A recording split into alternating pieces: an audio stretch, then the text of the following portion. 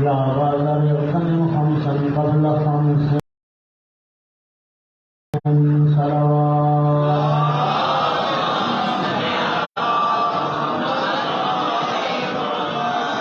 Speaker کے بغیر ٹھیک ہے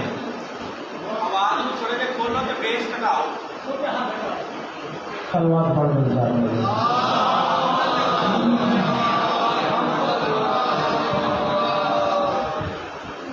ایک مرتبہ پھر بھی سلوات پڑھ دیں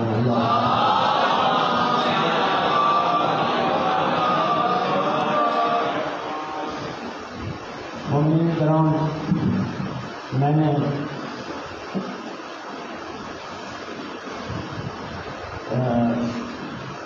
آواز ٹھیک ہو جائے تو آپ نے بتا دیجیے کہ میں پڑھتا ہوں پھر وقت ضائع کرتے مجھے آواز نہیں تھی اور اچھا چلو ایک سرکار دو عالم کا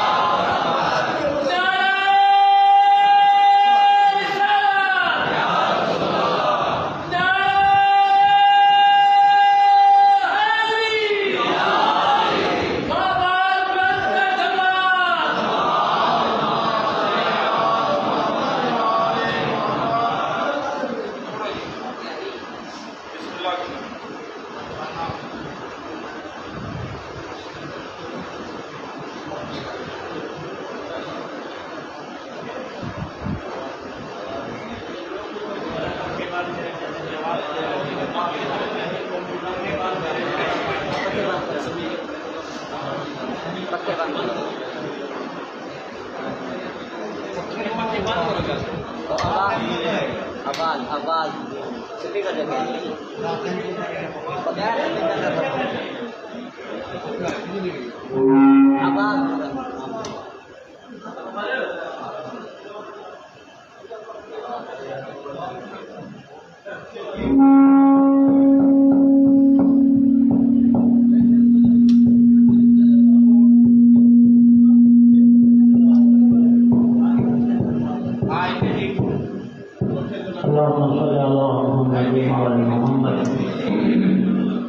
یہ جو لوگ مجالس کے ساؤنڈ وہ کرتے ہیں نا، انتظام پیسے خرچ کرتے ہیں، وہ فضول نہیں،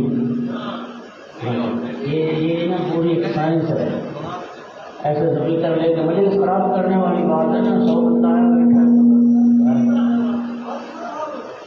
تو کم سے کم اہتمام کریں، وہ ساؤنڈ پر بھی اہتمام کریں۔ ظاہر ہے آواز لوگوں کے لیے ہے نا جی، لوگوں تک جب آواز ہی نہیں صحیح پہنچے گی تو پھر فائدہ کیا ہوگا مجلس کروانے کا۔ یار روز یہ عذاب ہوتا ہے، پرانا عذاب چلا ہے، پتہ نہیں کب یہ ختم ہو۔ سلوات پڑھیں سارے بلند آواز۔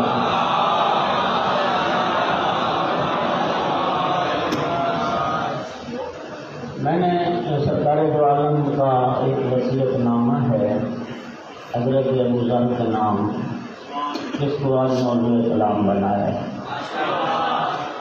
ماہ ربیع الاول ہے، سرکار دو عالم صلی اللہ علیہ وآلہ وسلم کے میلاد کا مہینہ ہے۔ تو سرکار نے جو ہماری ہدایت کے لیے تشریف لائے، تو میں سمجھتا ہوں کہ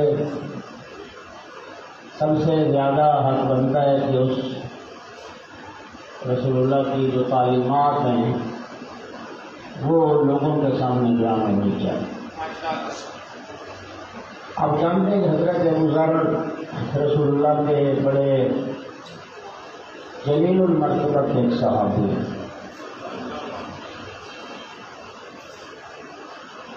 یہ فریقین نے لکھا کہ تیسرے یا چوتھے فرد تھے جنہوں نے رسول اللہ کے ہاتھ پر بیعت کی تھی. تیسرے یا چوتھے فرد تھے جو اسلام قبول کرنے والے تھے. اور سرکار نے جب حضرت ابوذر سے بیعت لی تھی تو اس شرط پر بیعت لی تھی کہ ابوذر وعدہ کرو ساری زندگی کلمہ حق پڑھو گے. رسول اللہ نے جو پہلے دن وعدہ لیا پھر حضرت ابوذر نے اس وعدے کو نبھایا اور ساری زندگی کلمہ حق کہا. قرآن کہتا ہے لا یخافون لومۃ لائم، پھر کسی ملامت کرنے والے کا خوف نہیں کیا. اس بات کو حق سمجھا، ڈنکے کی چوٹ پر کہا اور حق کہنے میں نہ پھر چھوڑ دے دیا گیا. حق کہنے میں نہ پھر کسی گورنر کی پرواہ کی، نہ کسی حاکم کی پرواہ کی، نہ کسی خلیفے کی پرواہ. بڑی جرأت کے ساتھ تھا. اس لیے رسول اللہ نے فرمایا ما ذلت الخضراء ولا قلت الغبراء ولا ذلت نسلك من الرزق. آسمان کی چھت کے نیچے اور زمین کے فرش کے اوپر ابوذر سے بڑا سچا کوئی.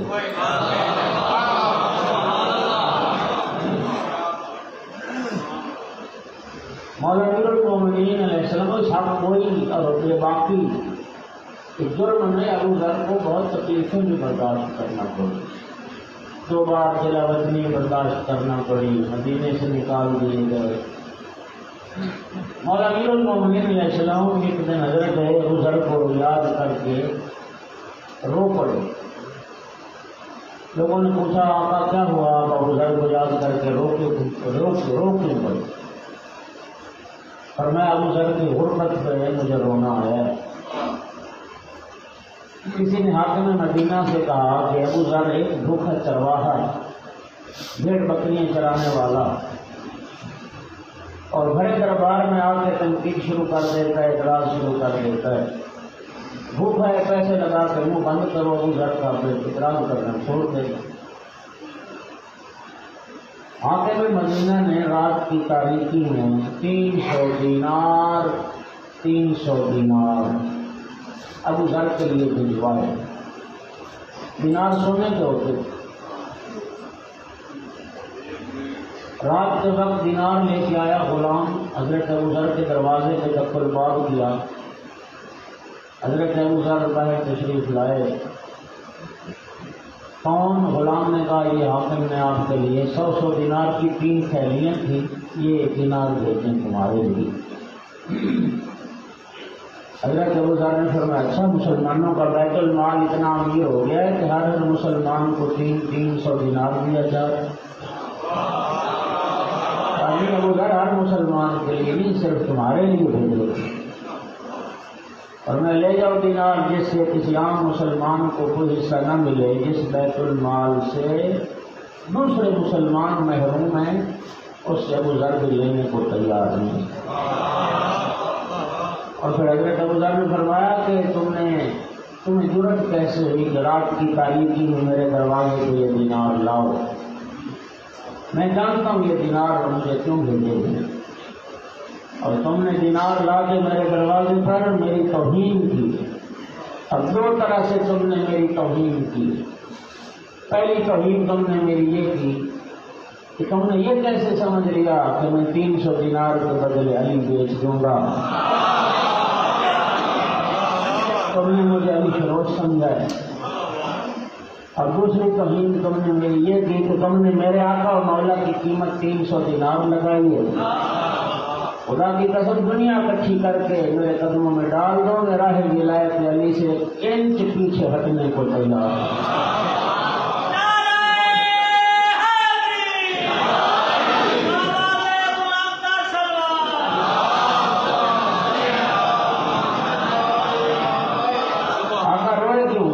اس رات ابوذر نے 300 دینار سونے کا ٹھکرا دیا تھا. تیسرا دن تھا ابوذر کے گھر میں فاقہ تھا. 3 دن ہو گئے تھے ابو ذر کے بیوی بچے بھوکے تھے. لیکن ولایت امیر المومنین پر حضرت ابو ذر نے کوئی سمجھوتا نہیں. اس ابو ذر کو ایک دن بارگاہ رسالت میں حاضر ہوئے. عرض یا رسول اللہ مجھے موعظہ فرمائیں، نصیحت فرمائیں. سرکار نے نصیحتیں فرمائیں اور فرمایا ابو ذر ان پر عمل کرو گے تو یہ دنیا اور آخرت کی سعادت ہے. اغتنم خمسا قبل خمس، ابو ذر 5 چیزوں سے پہلے غنیمت جانو. توجہ میرا. پہلی چیز فراغ کا قبل شغل کا، اپنی فرصت کے لمحات کو مصروفیت سے پہلے غنیمت سمجھو. فرصت قبل اس کے کہ پھر تم مشغول ہو جاؤ اور اپنے معاملات میں الجھ جاؤ. جب تک تمہارے پاس فرصت ہے اس فرصت کو غنیمت جانو. اور دوستو سچی بات یہ ہے کہ ہم نے صرف درہم و دینار کو، سونا چاندی کو دولت سمجھا ہے.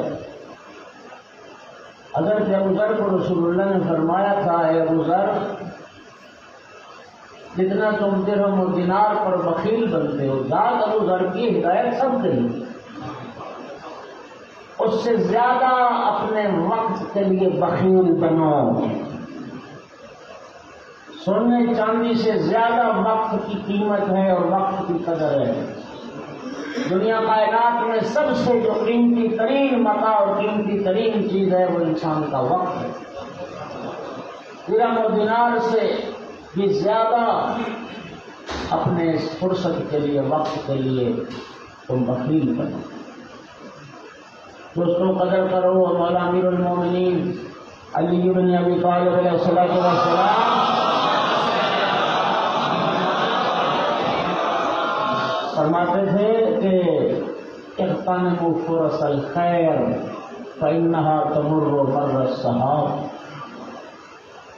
فرماتے تھے یہ فرصت کے اوقات بادلوں کی طرح ہوتے ہیں. تمر مر السحاب، بادل آ کے چلے جاتے ہیں، یہ فرصت بھی آ کے چلی جاتی. یہ فرصت ہمیشہ نہیں رہتی، یہ وقت ہمیشہ نہیں رہے گا. اس وقت کی قدر کرو. اور خصوصاً جو جوان بیٹھے، آقا امیر المومنین فرماتے ہیں کہ الوقت سیف قاطع اقطعہ قبل ان یقطعک. وقت ایک تیز دھار تلوار کی مانند ہے، اور امیر فرماتے تم اس تیز دھار تلوار کو کاٹ ڈالو قبل اس کے کہ یہ تمہیں کاٹ ڈالو. جو وقت کی قدر نہیں کرتا وقت بھی ان کی قدر نہیں کرتا. تو وقت کی قدر کرتے ہیں، وقت انہیں دنیا اور آخرت میں عزت اور عظمت عطا کرتا. دنیا میں دین کے حوالے سے، دنیا کے حوالے سے جتنے کامیاب انسان ہیں جاؤ تحقیق کر لو، ان کے ماضی میں جا کے تحقیق کر لو. وہ لوگ ہیں جنہوں نے وقت کی قدر کی ہے، جنہوں نے وقت کی، فرصت کی قدر کی. اللہ معاف کر دے، ہم تو کتنا وقت ضائع کر دیتے ہیں، اللہ جانتا ہے، ہمیں احساس ہی نہیں. میں ایک اہل علم نے بڑی خوبصورت مثال دی تھی. انہوں نے فرمایا تھا کہ وقت برباد کرنا ایسے ہی ہے کہ آپ اپنا روپیہ، پیسہ، پاؤنڈ، ڈالر، یورو، ساری کرنسی کا ڈھیر لگا دیں اور ڈھیر لگا کے اس کو آگ لگا دیں، اور پھر آپ بیٹھ کے تماشا کریں کہ میری ساری پونجی دولت آہستہ آہستہ جل رہی ہے. فرمایا جو لوگ جن کے پاس فرصت تھی کچھ کرنے کی، کمانے کی، سیکھنے کی، ہنرمند بننے کی، علم حاصل کرنے کی، آگے بڑھنے کی، محنت کرنے کی، انہوں نے سو کے وقت گزار دیا یا کھیلوں میں گزار دیا، یا جن لوگوں نے فضول ٹی وی پہ بیٹھ کے فلمیں دیکھ کر پبجی کھیل کے وقت گزار دیا، وہ ایسے ہی ہے کہ جیسے اپنی ساری دولت کو آگ لگا کر بیٹھ کر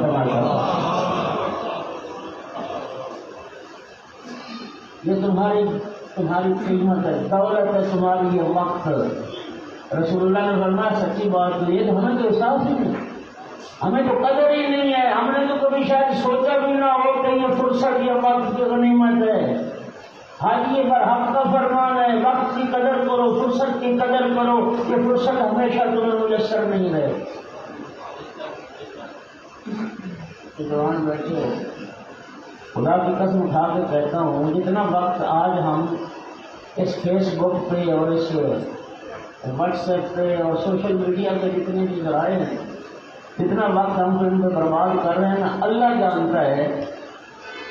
اگر آپ مطالعہ شروع کر دیں تو میں سمجھتا ہوں کہ پتہ نہیں کتنی آپ کتابیں پڑھ چکے ہو، آپ تو لائبریریاں خالی کر چکے ہوتے مطالعہ کر کر کے، جتنا وقت یہ سوشل میڈیا پہ برباد کیا۔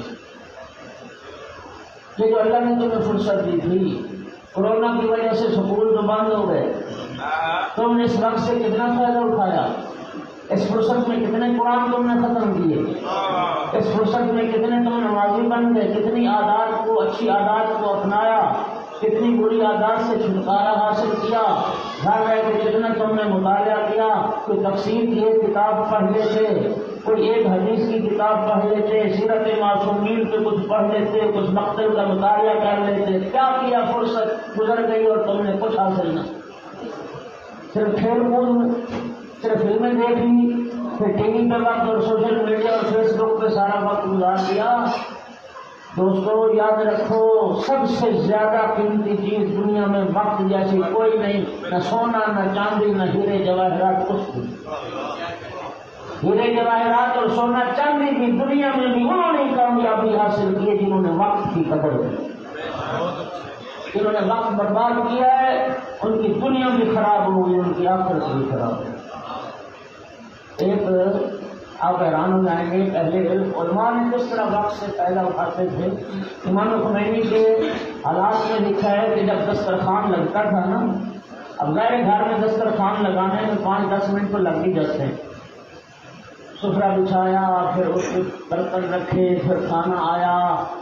امام خمینی اتنی دیر قرآن پاک کھول کے چند برق تلاوت قرآن پڑھ لیتے۔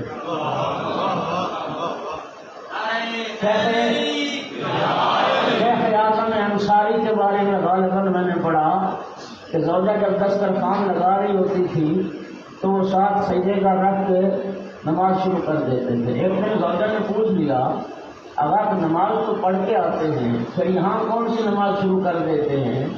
فرمایا تمہارا دسترخوان لگانے تک وہ 2-4 منٹ میرے پاس ہوتے، میں کہتا ہوں چلو 2 نافلہ شکرانہ ادا کروں۔ لوگوں نے یوں وقت کی قدر کی۔ ایک اہل علم نے کتاب لکھی، فارسی میں وہ کتاب ہے 5 دقیقہ قبل الغذا، یعنی کھانے سے 5 منٹ پہلے۔ وہ کیا کرتے تھے کہ جب بیوی کھانا لگاتی تھی تو جو 4 منٹ ہوتے تھے وہ کوئی نہ کوئی کتاب اٹھا لیتے تھے، اس کا مطالعہ شروع کر دیتے، اور اس 5 منٹ کے مطالعے میں جو کچھ انہوں نے سیکھا اس سارے کی ایک کتاب بن گئی، اور انہوں نے کتاب لکھی، اس کتاب کا نام یہ رکھا کہ یہ ساری میری وہ معلومات ہیں جو کھانے سے صرف 5 منٹ پہلے میں مطالعہ کیا کرتا تھا، وہ ساری معلومات ہیں۔ بات سمجھ آ رہی ہے؟ وقت کی قدر کرو۔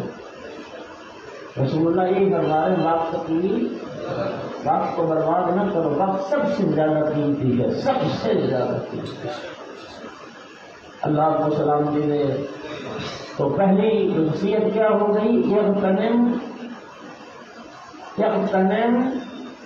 فراغ کا قبل شغل کا، مشغول ہو جانے سے پہلے اپنے فارغ وقت کو غنیمت جانا۔ اللہ جانتا ہے، میں تو خود یقین کریں حسرت کرتا ہوں، ماں باپ زندہ تھے، بیوی بچوں کی کوئی ذمہ داری نہیں تھی، خاندان کی کوئی ذمہ داری نہیں تھی۔ اب میں سوچتا ہوں کہ یار سکول میں چھٹیاں ہوتی تھیں، کتنی انسان، میں بہت کچھ سیکھ سکتا تھا، میں کتابت سیکھ سکتا تھا، میں خطاطی سیکھ سکتا تھا، میں پلمبر کا کام سیکھ سکتا تھا، میں الیکٹریشین کا کام سیکھ سکتا تھا، میں دنیا کے بے شمار ہنر جا کے سیکھ سکتا تھا، اتنا وقت تھا میرے پاس، اور آج تک افسوس مار رہے تھے، کاش اس وقت کوئی متوجہ کرنے والا ہوتا، اس وقت کسی نے توجہ دلائی ہوتی، اور اس وقت ہم کچھ بہت کچھ سیکھ سکتے تھے، لیکن اب وہ وقت نہیں ہے، اب وہ فرصت۔ تو یہ دوستوں جوانوں، پہلی جو وصیت ہے رسول اللہ کی وہ ہے وقت کی قدر۔ دوسری وصیت سرکار نے فرمایا شبابہ کا قبل حرم کا، اے گزر بڑھاپے سے پہلے جوانی کو بھی غنیمت سمجھو، بڑھاپے سے پہلے جوانی کو، جوانی بھی اللہ تعالیٰ کی نعمتوں میں سے ایک نعمت۔ دیکھیے دوستو اس نعمت کی اہمیت کتنی ہے، جوان ماشاءاللہ کافی سارے بیٹھے ہیں، اللہ ان سب جوانوں کو سلامت رکھے۔ کیا کسی صوفی شاعر نے کہا تھا، سدا نہ باغی بلبل بولن سدا نہ باغ بہارن۔ انسانی عمر بچپن سے بڑھاپے تک، اس انسانی عمر اور انسانی زندگی کی بہار جوانی، ایسے ہے یا نہیں؟ بہار جوانی، یہ جوانی اللہ تعالیٰ کی نعمت ہے، اور اس جوانی کا سوال ہونا۔ سرکار کی حدیث پڑھنے لگا، فرمایا لا تزول قدم عبد یوم القیامت حتی یسأل عن اربعہ۔ سرکار نے فرمایا قیامت کا دن جب آئے گا نا، محشر پپا ہوگا، لوگ مردے قبروں سے جب اٹھائے جائیں، فرمایا کوئی بشر اپنے قدموں کو حرکت بھی نہیں دے سکے گا جب تک 4 سوالوں کا جواب نہ دے لے۔ کتنے سوالوں کا؟ یہ دنیا دار امتحان ہے، ہم یہاں آزمائش کے لیے خلق ہوئے، اور اللہ پاک نے فرمایا قرآن میں وَلَنَبْلُوَنَّكُمْ، ہم ضرور بر ضرور تمہیں آزمائیں۔ ہر بندہ امتحان دے رہا ہے، لیکن رب کا امتحان دنیا کے تمام امتحانوں سے آسان امتحان۔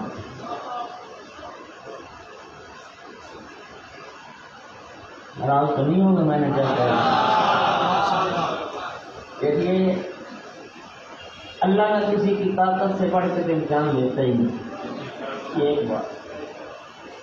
اور دیکھیے آخرت جو ہے نا، آخرت مجھے بتاؤ، یہ شعبہ تعلیم سے کافی سارے احباب منسلک بیٹھے ہیں،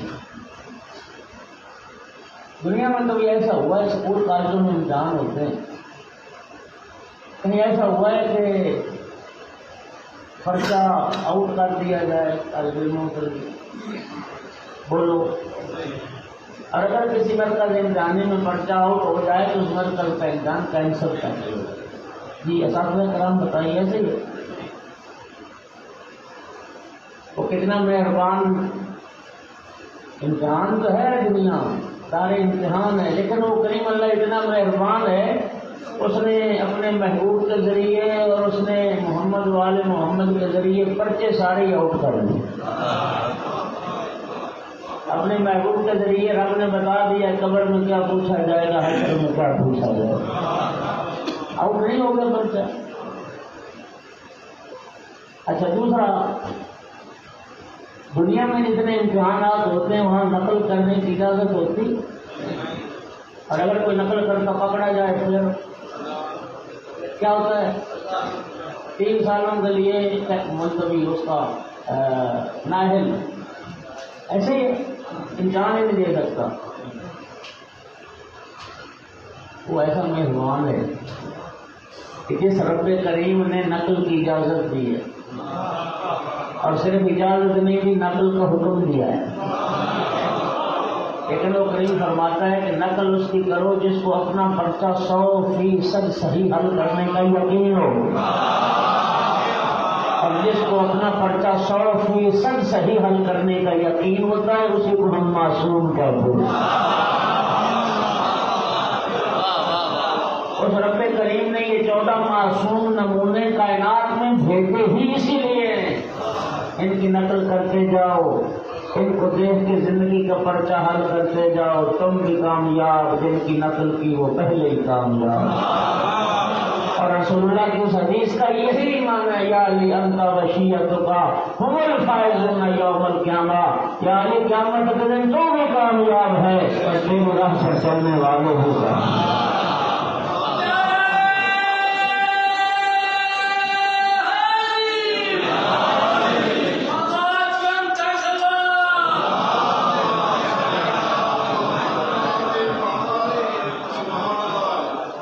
کیا فرمایا آپ نے؟ کوئی بندہ جب حشر بپا ہوگا،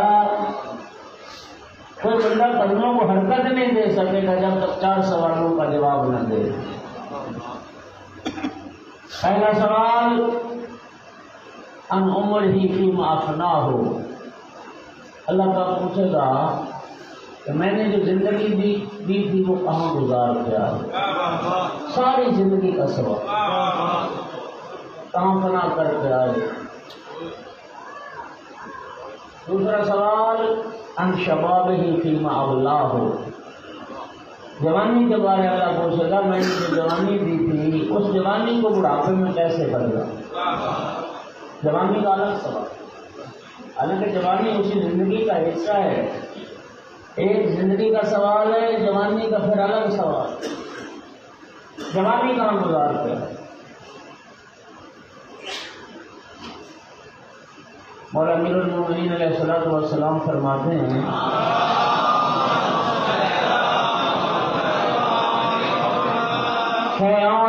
شیئان لا یعرف قدرہما الا من فقدہما، مولا فرماتے ہیں 2 چیزیں ایسی ہیں جن کی قدر و قیمت واجد نہیں جانتا، فاقد جانتا ہے۔ 2 چیزیں ایسی ہیں جن کی قدر و قیمت وہ نہیں جانتا جس کے پاس ہیں، وہ جانتے ہیں جن کے پاس نہیں ہیں۔ تو کون سی 2 چیزیں؟ ایک صحت، دوسری جوانی۔ ایک صحت اور دوسری، مولا امیر فرماتے ہیں جوانی کی قدر و قیمت کسی بوڑھے سے پوچھو اور صحت کی قدر و قیمت کسی بیمار سے پوچھو، کسی بیمار سے پوچھو صحت کی قدر و قیمت۔ اور جوانی رب کریم کی وہ نعمت ہے، ماشاءاللہ طلاب تو بیٹھے ہیں کافی سارے جنہوں نے انقلاب امیر عوامل پڑھی ہے، اس میں حروف مشبہ بالفعل کی بحث میں کسی پرانے عرب شاعر کا ایک نصر بطور دلیل اور مثال ذکر کیا جاتا تھا۔ کسی شاعر نے کہا تھا لیت الشباب یعود لنا فاخبرہ بما فعل المشیب، کاش کسی دن جوانی لوٹ آتی تو میں جوانی کو بتاتا کہ بڑھاپے نے میرے ساتھ کیا سلوک کیا۔ اللہ پاک نے قرآن میں ارشاد فرمایا خلقکم من ضعف، اللہ نے تمہیں کمزور پیدا کیا، پھر ایک وقت آیا رب نے تمہیں قوت و طاقت دے دی، اور طاقت کے بعد پھر ایک وقت آیا رب نے پھر اس کمزوری میں لے گیا اللہ آپ کو۔ بچہ پیدا ہوا کمزور تھا، جوان آ کے طاقت آ گئی، بڑھاپے پہنچا، بڑھاپے میں اب نہ آنکھیں کام کرتی ہیں صحیح، نہ کام صحیح سننا کام کرتے ہیں، جی ہوتا ہی نہیں۔ جوانی کی قدر و قیمت بوڑھے سے پوچھو، یہ سزا نہیں رہے گی جوانی، بھرپور فائدہ اٹھاؤ۔ تمام کام دنیا کے یاد رکھنا ہے، انسان دین اور دنیا کے حوالے سے کوئی کمال تک پہنچنا چاہتا ہے، نہ بچپن میں پہنچ سکتا ہے، نہ بڑھاپے میں پہنچ سکتا ہے، صرف جوانی میں پہنچ سکتا ہے، جوانی میں۔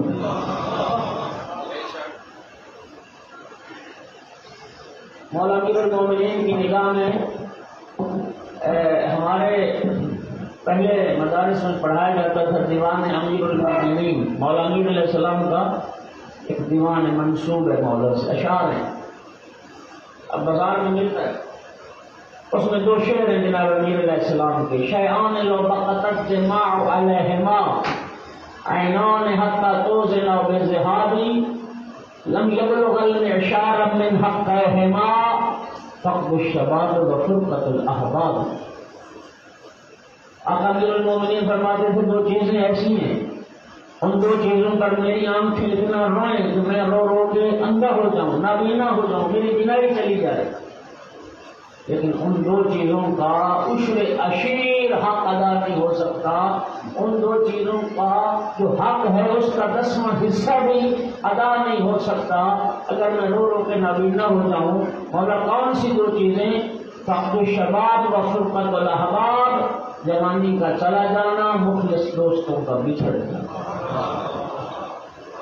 مخلص دوستوں کا بچھڑ جانا اور جوانی کا چلا جانا. اور جوانوں، اللہ آپ کو سلامتی عطا کرے. جوانی اللہ کو نعمت اور دنیا کے تمام کاموں کا لطف اور مدد جوانی. غلط کہہ رہا ہوں؟ اچھا کھانے پینے کی خواہش جوانی میں ہو. لوگ جوانی میں یہ جو جتنے لوگ گئے ہوتے ہیں سیر و تفریح کے لیے 90% تو جوانی ہوتی. بولو، لوگ اسپیشل دور دور جا کے کھانا کھاتے ہیں. چلو یار فلاں شہر جاتے ہیں، فلاں شہر کا کھانا بڑا مشہور ہے، فلاں شہر کی فلاں ڈش بڑی مشہور ہے، چلو وہاں جا کے کھانا کھا کے آ رہے ہیں. کیوں ایسا ہندی نہیں کھاتے تھے لوگ اسپیشل جا کے؟ جوانی کھانے کی شوق، اچھا پہننے کی تمنا بھی جوانی میں ہوتی. شوٹنگ بوٹنگ کا شوق جوانی میں ہوتا. غلط کہہ رہا ہوں؟ یار بندہ بوڑھا جاتا ہے تو گھر میں دھوتی بنیاد میں گزارا کرتے ہیں. یار روز سوٹ اور نئے کپڑے جوانی میں انسان بناتا ہے. اور روایات کی سنی، مولا امیر المومنین علیہ السلام نے کمبر کو ساتھ لیا اور جناب امیر علیہ السلام نے 2 پیراہن خرید فرمائے. ایک 5 درہم کا لباس تھا کرتا، ایک 3 درہم کا. اور 5 درہم والا اچھا جو لباس تھا وہ کمبر کو عطا کیا. وہ جو معمولی قیمت والا تھا وہ مولا امیر المومنین نے اپنے لیے رکھا. کمبر نے عرض کی آپ آقا ہیں، مالک ہیں، میں تو غلام ہوں، نوکر ہوں، آپ اچھا لباس دے دیتا ہوں فرمائیں، یہ معمولی قیمت والا میں پہن لیتا ہوں. خدا کی قسم ایسا جواب دیا امیر المومنین نے کہ کمبر کے احساس غلامی کو ختم کر دیا. اور امیر نے فرمایا کمبر تو جوان ہے، میں ضعیف. تو جوان ہے، میں ضعیف ہوں. جوان کو اچھا لباس دے دے، جوان کو خوبصورت اور قیمتی لباس دے. تو بھائیو، ہر کام کا لطف جوانی میں. علم حاصل کرنا ہے تب، ہنر حاصل کرنا ہے تب، آگے بڑھنا ہے تب. جوانی اللہ کی عبادت اور بندگی کا لطف بھی جوانی ہے. اس وقت مصلی عبادت پر آئے تو کیا فائدہ جب کسی کام کا نہ رہا. اب ساری رات نیند آتی نہیں بابا جی کو، چلو مصلی کے ساتھ بیٹھ گیا. لطف تو تب ہے نا، جوان کی نیند بھی جوان ہے. میں رب کعبہ کی قسم کھا کے حدیث پڑھ رہا ہوں سرکار کی. رسول اللہ نے فرمایا ایک جوان عبادت گزار ایک بوڑھے عبادت گزار سے اتنا ہی افضل ہے جتنا میں محمد تم سے افضل ہوں.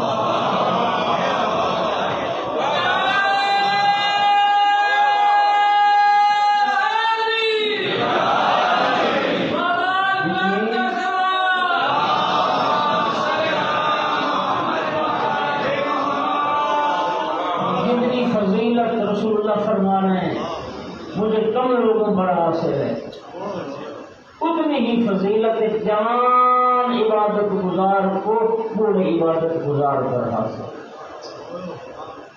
حدیث میں لفظ آتا ہے کہ جب کوئی جوان مصلی عبادت پر آتا ہے نا، اپنا نرم گرم بستر چھوڑ کے شیطان کی چیخ نکل جاتی ہے، شیطان کی ناک رگڑی جاتی ہے اور شیطان چیخ کے کہتا ہے ہائے میرا شکار میرے ہاتھ سے نکل گیا.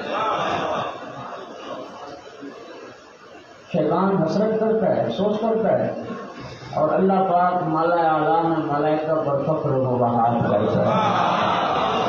رب فرماتا ہے میرے بندہ مومن کو دیکھو، ہاں صرف میری رضا کی خاطر اپنا آرام چھوڑ کے، اپنا سکون چھوڑ کے میری خاطر مصلی عبادت، ملائکہ پر فخر و بہار کر.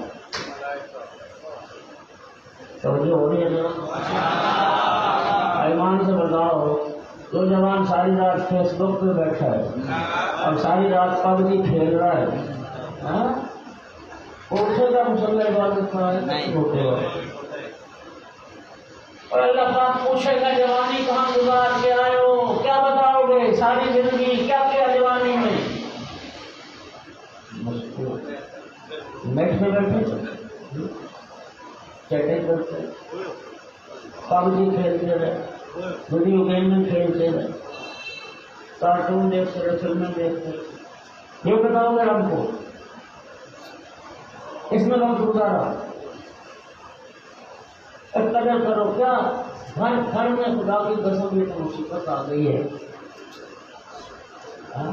یہ فوجی بات ہے، مجھے دیکھ فوجی کا نام یاد ہے، وہ کئی فوجی ہیں. ہاں تو ایک نہیں ہے ایسی فضول گیم، کئی ساری رات جوان بیٹھا ہے، نہ اس کو تھکاوٹ ہے نہ تکلیف ہے. این جب نماز کا وقت ہوگا پھر این شیطان اس پہ آئے گا، مسلط ہوگا. تو ساری رات بیدار اذانیں ہو گئی، اور جانور تو جو ساری رات جاگتا رہا فضول ایک لاکھ وقت پہ ہوتا کام میں وقت کو برباد کیا، اب 2 رکعت نماز پڑھنے میں کتنی دیر لگی. اذانیں کی ہو جائیں گی لیکن وہ سو جائے گا، نماز نہیں پڑھے گا. اور جوان ایک بات یاد رکھو، اللہ جب کسی پہ ناراض ہوتا ہے نا اس کی روٹی بند نہیں کرتا، اللہ کسی کا کھانا پینا بند نہیں کرتا. خدا جب کسی، یہی تو حضرت موسیٰ علیہ السلام نے عرض کی تھی پروردگارا فرعون تیرے مقابلے میں رب بن کے بیٹھے، ایک دن اس کا کھانا پینا بند کر اس کی ہوش ٹھکانے میں آ جائے گی. اللہ کا ارشاد ہوا موسیٰ بندہ ہو کے بندگی بھول گیا، میں رب ہو کے ربوبیت بھول گیا.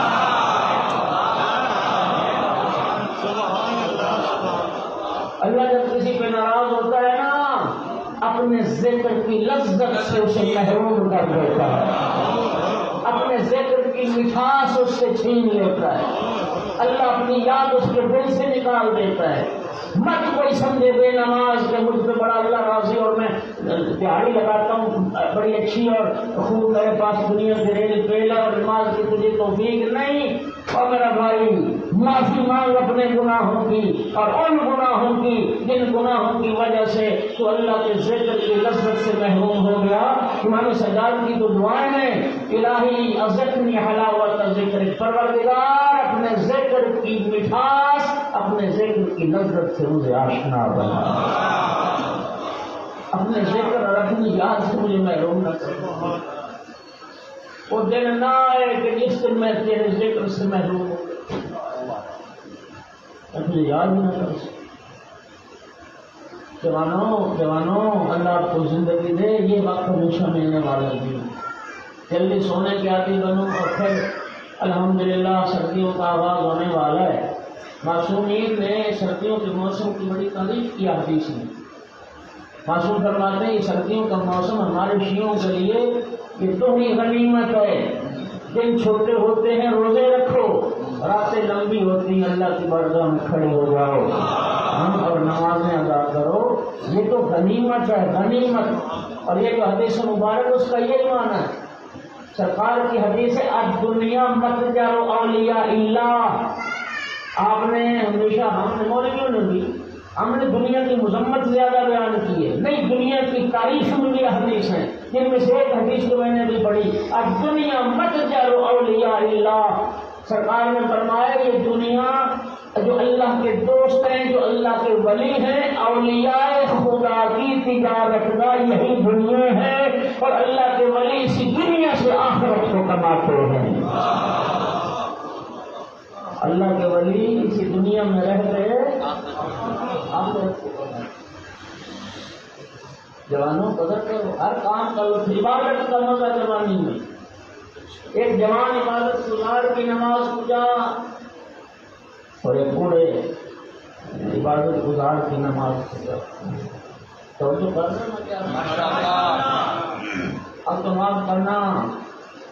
مسجدوں میں بیٹھ کے نماز پڑھتے ہیں جن کرسیوں پہ وہ کرسیوں کی تعداد بڑھتی جا رہی ہے. مجھے یقین کریں نہیں بھولتا، لاہور میں کسی جگہ میں تھا، ایک نماز کا وقت تھا تو میں جب جماعت ہو رہی تھی آپ یقین کر لیں میں سچ کہہ رہا ہوں، 2 صفحے تھیں، ان 2 صفحوں میں امام کے پیچھے شاید 5-7 لوگ تھے جو کھڑے ہو کے پڑھ رہے تھے، باقی پوری 2 صفحے کرسیوں میں بیٹھ کے پڑھ رہے۔ کیا مطلب کرسیوں پہ بیٹھ کے کوئی شوق سے پڑھ رہے تھے؟ بولو۔ اور کسی کے گھٹنوں میں تکلیف، کسی کی کمر کا معاملہ ہے، کسی کا موہرا خراب ہے، کسی کو کوئی پریشانی ہے۔ ارے بھائی وہ کہاں پھر رب کو توجہ کیجیے جوانوں، پھر تو وہ لطف نہیں رہتا۔ اب ایمان سے مجھے بتائیے، کرسی پہ بیٹھ کے یوں سجدے کے لیے سر کا اشارہ کرنا کجا اور 7 اعضاء زمین پہ لگا کے سجدہ کرنا کجا؟ یہ تو اس کریم کا کرم ہے کہ فرماتا ہے تو نہیں پڑھ سکتا اشارہ ہی کر لے، وہ اشارہ قبول کر لے تو اس کا یہ کرم ہے۔ لیکن یاد رکھیے دوستوں، وہ کامل اعضاء، مکمل شرائط، آداب اور مکمل اراکین ارکان کے ساتھ جو نماز ہے وہ یہ اشارے والی نہیں ہے۔ کتنے نماز کے ارکان ہیں جو اشارے والی نماز میں ختم ہو گئے، نہ تو قیام کر سکا، نہ تو رکوع کر سکا، نہ تو سجدے کر سکا۔ بولو برابر ہے؟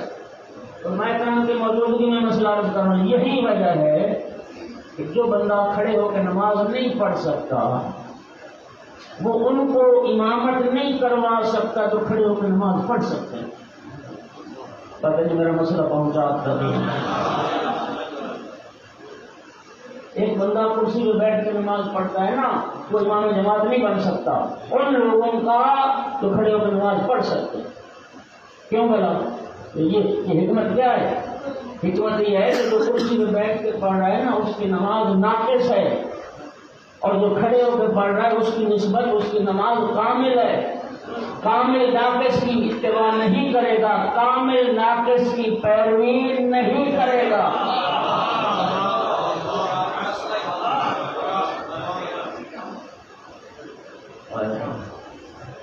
اور بات سمجھے ہو؟ بچہ کیوں نہیں امام بات بن سکتا؟ نابالغ بالغ کا امام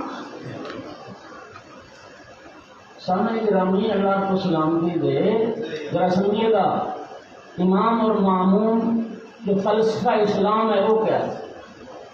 فلسفہ اسلام یہ ہے کہ کامل کی پیروی کرنی چاہیے، ناقص کی نہیں۔ بات سمجھ آ گئی؟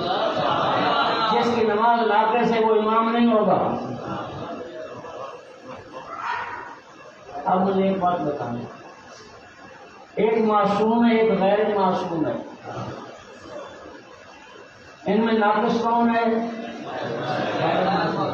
اور کامل کون ہے؟ معصوم۔ بات سمجھ آئیے؟ اب اسلام کا کہتا ہے کہ کامل ناقص کی پیروی، ناقص کامل کا امام۔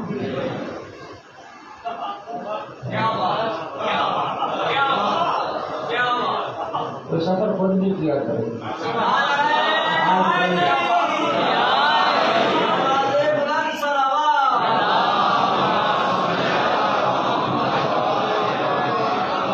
تو مجھے بتائیے، اللہ کی پوری کائنات میں رسول اللہ سے بڑھ کے کوئی کامل اکمل بشر ہے؟ تو جب رسول اللہ سے کامل اکمل کوئی نہیں نا، تو پھر رسول اللہ کے آگے کھڑے ہو کر کوئی نماز بھی نہیں پڑھا سکتا۔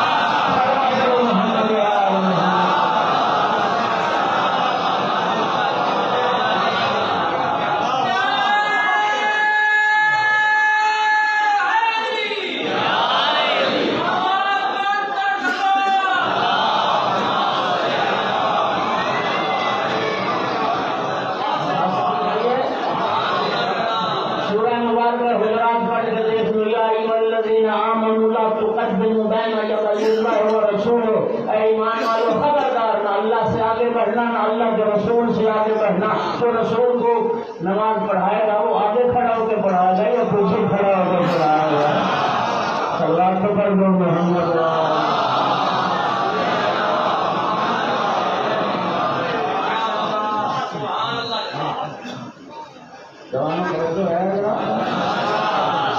میں کیا کر رہا تھا کہ ہر کام کرو اس زمانے میں یہ جوان بڑا مسکرا رہا ہے، صرف ایک لطف نہیں جوانی کا، سارے لطف جوانی میں ہے۔ توبہ کا لطف بھی جوانی میں، توبہ کا۔ کیا فرمایا رسول اللہ صلی اللہ علیہ وآلہ وسلم نے؟ ما من شيء افضل من شاب صائم،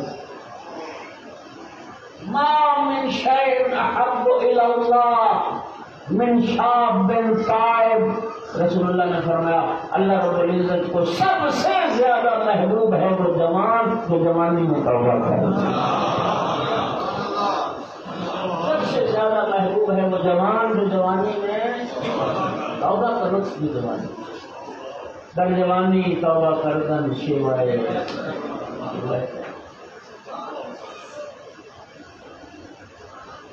اللہ اکبر اللہ اکبر۔ اور اسلام نے، رسول اللہ نے جوانوں کو بڑی اہمیت دی، نوجوانوں کو۔ سرکار فرماتے ہیں اللہ بعثنی بالحق نبیا فخالفنی الشیوخ وفخالفنی الشباب۔ سرکار فرماتے ہیں جب میں محفوظ کا رسالت ہوا، میں نے اعلان رسالت کیا نا مکہ میں، بوڑھوں نے میری مخالفت کی، جوانوں نے میرا ساتھ دیا۔ بوڑھوں نے مخالفت کی، نوجوانوں نے میرا ساتھ دیا۔ اور اس لیے امام صادق علیہ السلام نے بھی فرمایا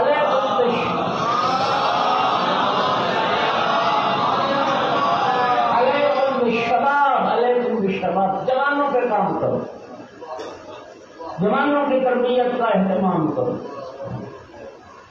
جہاں پتہ نہیں بھائی مجھے کہا کسی نے کچھ نہیں، کل میں نے ایک منظر دیکھا، میں بیان کر رہا ہوں کہ نماز کے ٹائم ہم آئے تھے، ہر بندہ فرادہ پڑھ رہا تھا۔ اتنی عجیب بات ہے، تمہارے قریب میں وہ مسجد ہے اور یہاں پہ تمہارے پاس جماعت کا انتظام ہے، گریہ کا مقام ہے، رونے کا مقام ہے۔ افسوس ہے کہ کیوں بنائی تھی مسجد اگر جماعت کا اہتمام ہی نہیں کرنا۔ میں علماء کی موجودگی میں ایک بات عرض کرنا چاہتا ہوں، فرادہ پڑھنے کی شریعت نے اجازت دی ہے، فرادہ پڑھنے کی شریعت نے اجازت دی ہے، لیکن قرآن کا مطالعہ کر لو، اصل حکم نماز کا وَارْكَعُوا مَعَ الرَّاكِعِينَ، اصل رب کا فرمان کیا ہے؟ رکوع کرو اور خدا کے لیے آپس کی مخالفتوں میں، آپس کے معاملات میں دین کو کیوں قربان کرتے ہو؟ کسی اور میدان میں اپنا ایک دوسرے کا ساڑ نکال لیا کرو، خدا کے لیے مسجد بارگاہ عزاداری جمعہ نماز اس میں اکٹھے رہو، صلوات پڑھو سب۔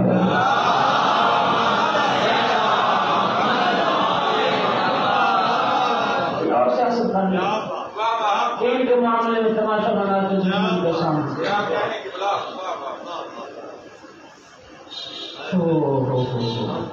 میں عرض کر رہا تھا کہ جوانوں میں تو آپ کی جو جوان ہے نا وہ آئے آگے، بوڑھوں کو ہٹانا نہ ان کی فکر سے، ان کی رائے سے بڑا مشکل ہوتا ہے کہ سارے بوڑھے ذرا بھائی گاڑی میں کر رہے ہیں۔ میں اب آپ کے لیے حدیث سناتا ہوں رسول اللہ کی، آپ کے رسول اللہ کی حدیث سناتا ہوں، اب آپ کی اداسی ختم کرنے لگا ہوں۔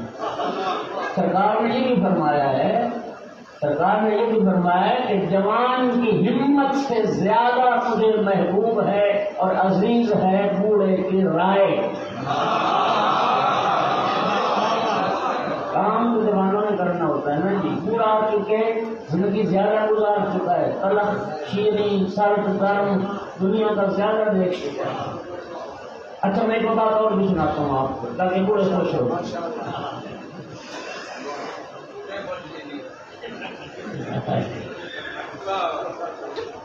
نہیں خوش ہو جائیں، ابھی پورے خوش ہو جائیں۔ امام صادق علیہ السلام نے پوچھا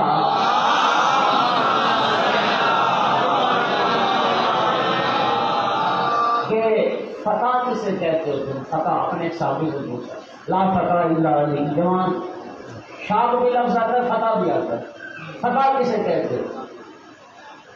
آقا جو جوان ہوتا ہے جس کے یعنی یہ جو 20 سال سے اور بلوغ سے لے کے 40 سال تک کا جو عرصہ ہے، جوانی کا عرصہ شمار ہوتا ہے، اس کو جوان کہتے ہیں۔ ہم صادق علیہ السلام نے فرمایا کہ پھر کیا وجہ ہے کہ اللہ پاک نے اصحاب کہف کو قرآن میں جوان کہا ہے، حالانکہ ان کی عمریں کوئی 300 سال کا، کوئی 400 سال کا، کوئی 350 سال کا۔ تو جو اتنے 100 سال جن کی عمریں تھی، رب نے انہیں جوان کیوں کہا قرآن میں؟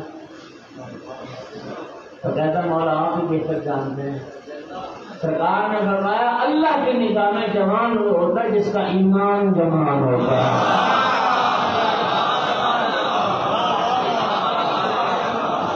اللہ کی نگاہ میں جوان کون ہے؟ جس کا جن کا ایمان جوان ہے نا، وہ ایک صلوات ذرا پڑھو بلند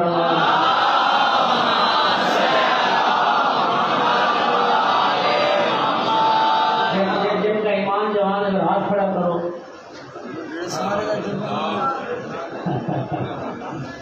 جو ہاتھ کھڑے نہیں ہوئے وہ کیا سمجھو گے؟ جوان نہیں ہے، ایمان نہیں ہے۔ سب کا ایمان جوان ہے۔ خدا کے لیے مسجد کو آباد کرو، تمہارا ایمان جوان ہے۔ مومن نہ بیٹھے ہوتے نا، اگر منافق بے ایمان بیٹھے ہوتے تو میں کبھی بات ہی نہیں کرتا۔ اللہ آپ کو سلامتی عطا کرے۔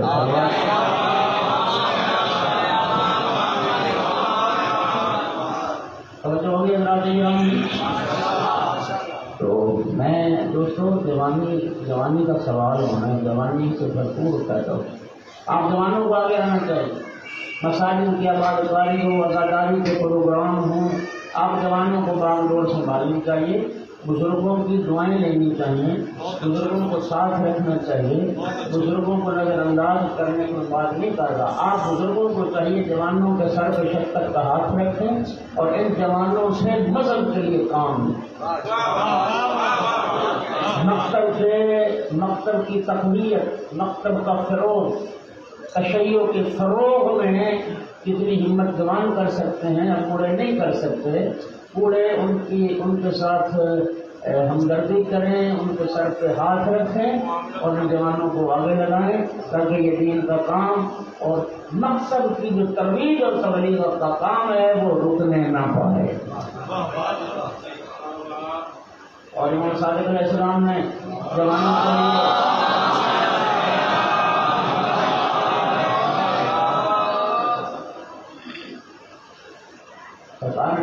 علیکم بالاحداث، نوجوانوں پہ کام کرو۔ یہ نوجوان بیٹھے بالکل تازہ جوان ہوئے، ان پہ کام کرو۔ انہم عرب کو اخذتا، جوان کا دل نرم ہوتا ہے، جوان حق کو سب سے پہلے قبول کرتا ہے۔ میں آپ کو ایک قرآن سے بات سناتا ہوں، آپ حیران ہو جائیں گے۔ حضرت یعقوب علیہ السلام نبی تھے۔ حضرت یعقوب کے بیٹے جب آئے نا، یا ابانا استغفر لنا، معافی مانگنے آ گئے، ابا جان ہم نے غلطی کی، یوسف والا قصہ، ابا جان اب ہمیں معاف کر، اللہ سے دعا کریں ہمیں معاف کر۔ حضرت یعقوب علیہ السلام نے پتہ کیا کرنا، سوف استغفر لکم، ابھی نہیں میں تمہاری بخشش کی دعا بھی نہیں کروں گا، بعد میں کروں گا، میں ٹھہر کے تمہارے لیے رب سے معافی مانگوں گا، ابھی نہیں۔ لیکن جب برادران یوسف نے حضرت یوسف سے معافی کی درخواست کی، حضرت یوسف نے ایک لمحے کی تاخیر نہیں کی، فرمایا اللہ تسلی علیکم اللہ، بھائیو میں نے تمہیں معاف کر دیکھا۔ جوان کا جذبہ جوان ہوتا ہے، جوان کا دل حق کو جلدی قبول کرتا ہے، جوان کا دل نرم زیادہ ہوتا ہے، اس میں اثر پذیری زیادہ ہوتی ہے۔ اس لیے جوانوں اپنی جوانی کی قدر کرو۔ جوانیاں خواب ہو جائیں گی، مر جاؤ گے، منو مٹی میں چلے جاؤ گے، کوئی دین کے لیے کام کر جاؤ، کوئی مکتب کی خدمت کر جاؤ، کوئی آل محمد کے دفتر میں اپنا نام درج کروا کے جاؤ، کوئی دین و دنیا کے حوالے سے، کوئی اطاعت و مذہب کی خدمت کے حوالے سے نام پیدا کر جاؤ، یہی تمہاری قیامت کے دن بخشش کی ضمانت بنے گا۔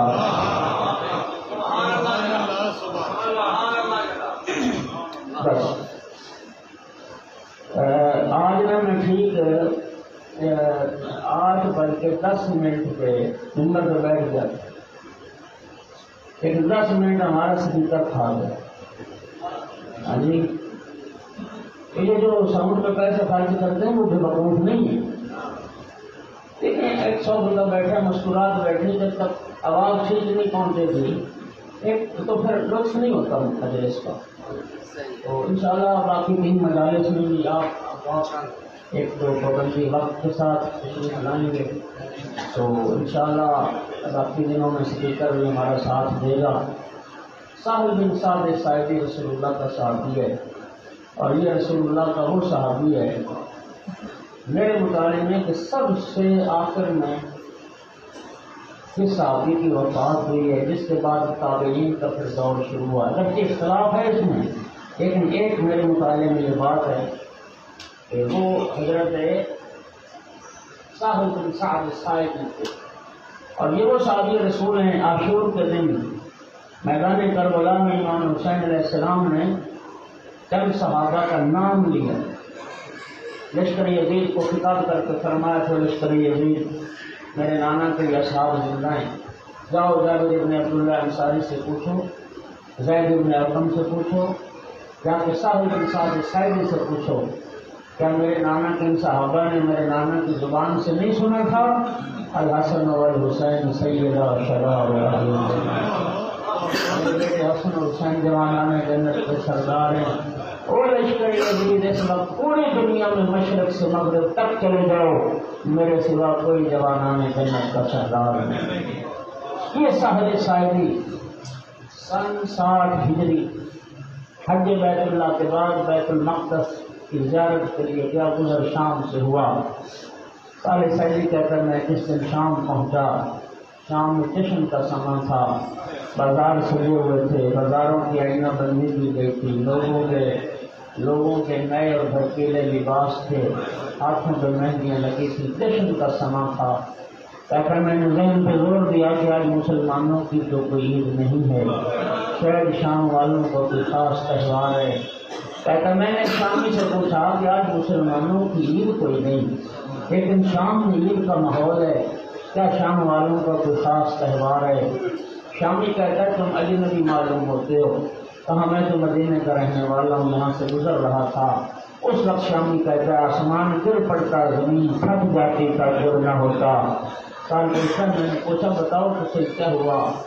کہا تجھے پتہ نہیں آج نبی کی بیٹیوں کو قیدی بنا کے یزید کے دربار میں پیش کیا جا رہا ہے.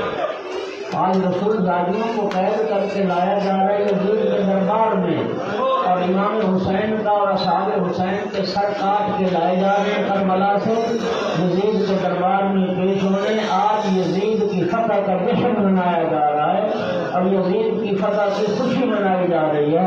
سالی رسول تھا نہ تڑپ کر کہتا کیسے بے حیا لوگ ہیں، نبی کی بیٹی میں قید ہو کے آ رہی ہیں اور شام کے بغیرت لوگ جشن منا رہے ہیں. کہتا میں نے پوچھا کس دروازے سے لایا جا رہا ہے ذریت رسول کو؟ مجھے بتایا کہ باب الساعات سے لایا جا رہا ہے. صحابی رسول کہتا ہے میں باب الساعات پہ پہنچا، عجیب منظر تھا، ڈھول بج رہے تھے، طبل بج رہے تھے، لوگ ناچ رہے تھے، بھنگڑے ڈال رہے تھے، نبی کی بیٹیوں کا استقبال.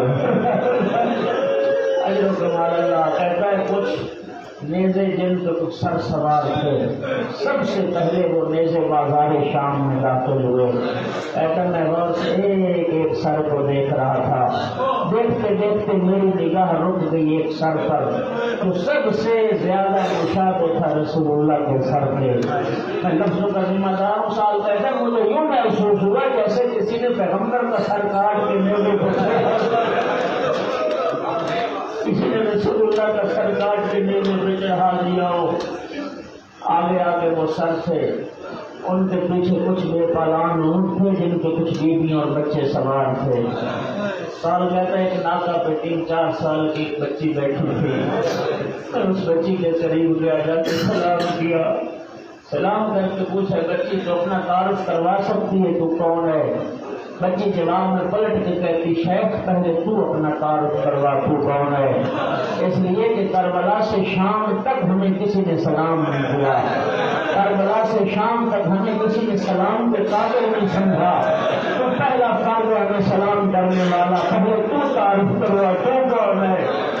میں رسول اللہ کا صحابی ہوں، سہل میرا نام ہے، مدینے کا رہنے والا ہوں. بچی نے جب سنا نا میرے نانا کا صحابی بچی نے سلام کا جواب بھی دیا اور اپنا تعارف کروایا، انا سکینۃ بنت الحسین، میں حسین کی بیٹی سکینہ ہوں۔ سال کہتا ہے بنت پیغمبر ہے، بنت امام، میں شام کے اس نجس ماحول میں آپ کو کیا خدمت کر سکتا ہوں؟ جناب سکینہ کی حسرت سنو گے؟ جناب سکینہ نے فرمایا، او میرے نانا کا صاحب اگر ہم پر احسان کر سکتا ہے تو اتنا احسان کر دے، شمر سے جا کے کہہ دے سروں کو آگے آگے لے کے چلو، شام والے سروں کا تماشا دیکھیں، رسول زادیوں کا تماشا دیکھیں۔ سال لگے زادیاں بہنا سر میں ہمارے سروں پہ چادریں نہیں، اور شام میں لوگ رسول زادیوں کا تماشا دیکھیں۔ سال کہتے 400 دینار تھا میرے پاس، میں لے کے گیا، شمر یہ دینار لے لے، سروں کو آگے آگے لے کے چل۔ شمر نے دینار لے لیے، تھوڑا سا فاصلہ ایجاد ہو گیا، کہتا میں سروں کے ساتھ سر چل رہا تھا، زیارت کرتے ہوئے سروں کی، میں نے کیا دیکھا، چھتوں پر عورتیں سوار تھیں، ان کی جھولیوں میں پتھر تھے۔ سال کہتے ایک گولیاں جھکی، ایک پتھر اٹھایا اور اس میزے کا نشانہ لیا جس کے فرزند زہرا کا سر سوار ہے۔